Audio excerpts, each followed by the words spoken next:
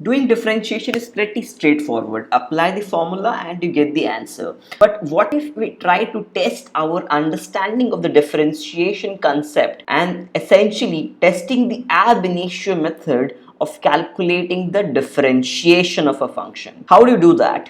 Essentially, differentiation of a function is rate of change in the function output, or you can say y is equal to fx with respect to the input x. So if you can calculate the change in y, which is delta y, with respect to the change in x, delta x, and in the limiting sense, delta y upon delta x will give you the differentiation using the ab initio method.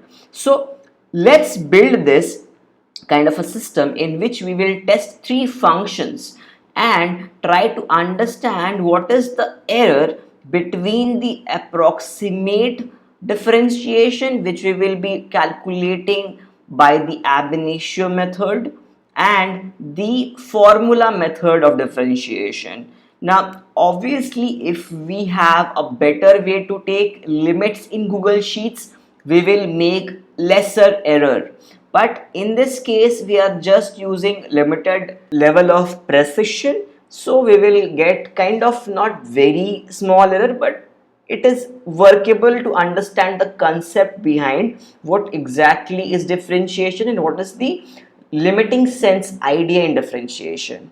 So let's just first take the simple function x square, and we know that the differentiation of x square is 2x.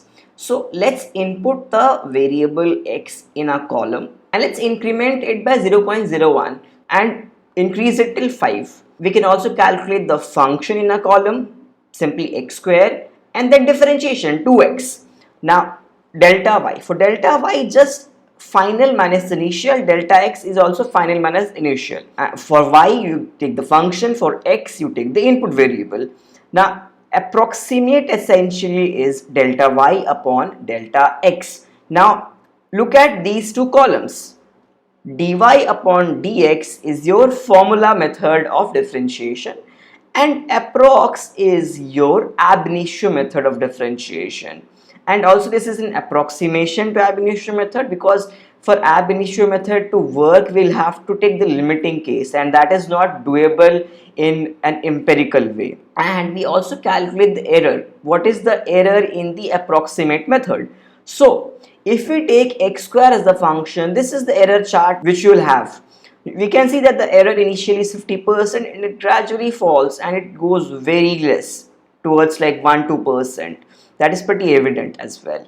Now let's change the function from x square to sine x. We know that the differentiation of sine x is cos x, right? So we can directly use cos formula in the exact dy upon dx column.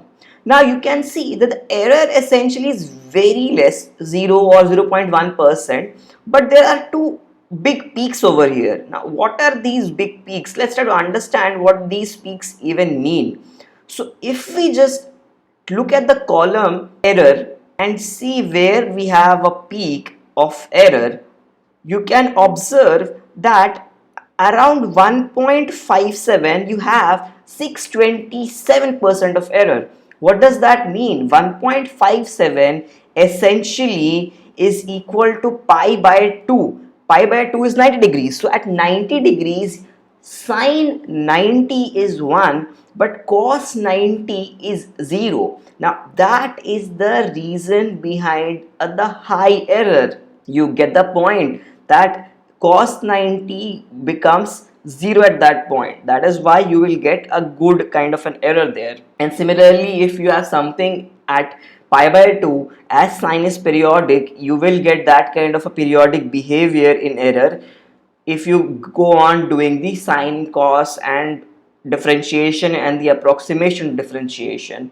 Now let's do another kind of a very popular function, which is exponential, e to the power x. So the function and differentiation remains the same in e to the power x.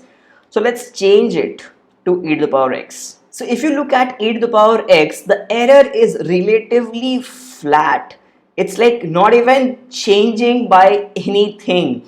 If you look at the error column, almost every error is equal to 0.5% without any peaks or gradual rise or gradual dip. So this is quite interesting. So you see, if you know a good deal about Google spreadsheets, a lot of the mathematical and statistical issues which we generally don't tend to visualize can be visualized with the help of these Google Sheets, and this will help you and aid you in conceptual understanding of mathematical concepts. So I hope you enjoyed this video. If yes, hit like and do not forget to subscribe if you are new to this channel, because in this channel you can find content related to mathematics, economics, data science, finance, entrance exam preparation and anything related to knowledge.